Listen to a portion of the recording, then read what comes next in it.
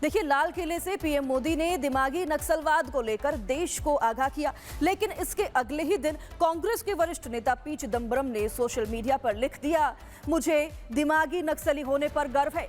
सवाल यह है कि जिस सोच को पीएम देश की एकता और सामाजिक शांति के लिए खतरा बता रहे हैं, उस पर कांग्रेस के नेता गर्व क्यों जता रहे हैं? पहले वंदे मातरम का अपमान और अब दिमागी नक्सल पर गर्व। आखिर कांग्रेस का नजरिया क्या है? देखिए रिपोर्ट। ये दिमागी नक्सल मौके की तलाश में है।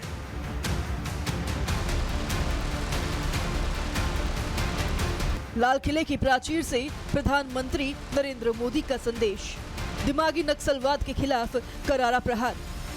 प्रधानमंत्री का इशारा साफ था कि नक्सली मानसिकता रखने वाली ताकतें अब भी मौजूद हैं, जो मौका पाकर समाज में अशांति और अराजकता फैलाना चाहती है। जंगलों में हमें हथियारी नक्सलों का खात्मा बुलाने में, उस संकट से देश को मुक्त कराने में सफलता मिली है, लेकिन हथियारी नक्सल तो गए, लेकिन दिमागी नक्सल, ये दिमागी नक्सल मौके की तलाश में है। हिंसा अराजकता के वो रास्ते खोज रहे हैं, समाज को गलत राह पर घसीटने के लिए भांति भांति के दांव कर रहे हैं।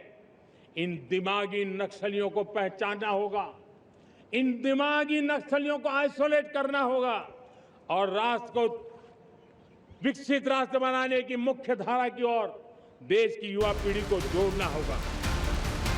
पीएम मोदी के इस बयान के ठीक बाद कांग्रेस के वरिष्ठ नेता पी चिदंबरम का एक सोशल मीडिया पोस्ट सामने आया।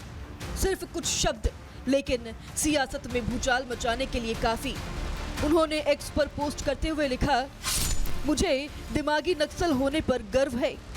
यानी प्रधानमंत्री ने जिस शब्द के जरिए देश को एक खतरे से सावधान किया, उसी शब्द को कांग्रेस के वरिष्ठ नेता ने अपने लिए अपनाते हुए गर्व की बात कही। अब सवाल सिर्फ चिदंबरम के एक ट्वीट का नहीं, क्योंकि इससे पहले भी आजादी के जश्न वाले दिन कांग्रेस ने अपने मुख्यालय में वंदे मातरम का अपमान किया। सोनिया गांधी ने वंदे मातरम को बीच में रोकने का इशारा किया। मल्लिकार्जुन खड़गे से बातचीत करती रही, तो वहीं राहुल गांधी ने क्लियर कट बोल दिया कि हमें वंदे मातरम गाने की जरूरत नहीं है।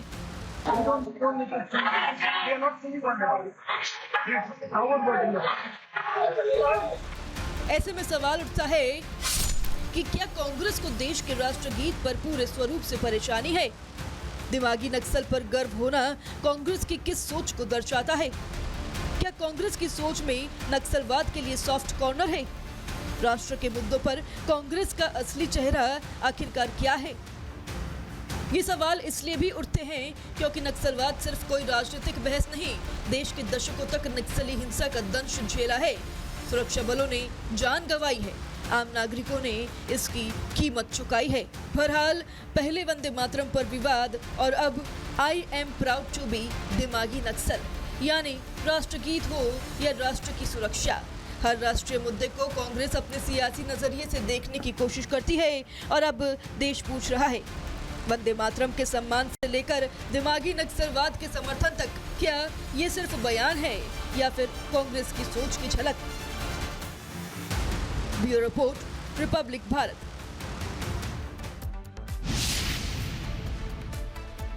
तो देखिए, आपको बताते हैं कि आखिर पीएम दिमागी नक्सली किसे मानते हैं। तो चलिए पॉइंट वाइज आपको समझाते हैं कि आखिरकार प्रधानमंत्री नरेंद्र मोदी ने लाल किले की प्राचीर से दिमागी नक्सल किनको कहा। दिमागी नक्सल दरअसल उन लोगों को प्रधानमंत्री नरेंद्र मोदी ने कहा जो कि संसद पर अविश्वास जताते हैं, जनमत पर अविश्वास जताते हैं, अराजकता पर उनका विश्वास होता है, संस्थाओं का उपहास जो करते हैं और प्रदर्शन की जगह हिंसा जो करते हैं, युवाओं को उकसाने वाले लोगों को भी दिमागी नक्सल प्रधानमंत्री नरेंद्र मोदी ने कहा है। सोशल मीडिया पर भड़काना, देश विरोधी शक्तियों के साथ होना, युवा के दिमाग में जहर भरने वाले लोगों को भी दिमागी नक्सल कहा गया है। देश के मनोबल को गिराने वाले लोगों को भी दिमागी नक्सल कहा गया है। ये सभी वो लोग हैं जो कि दिमागी नक्सल हैं, जिनसे कि सतर्क रहने की बेहद जरूरत है।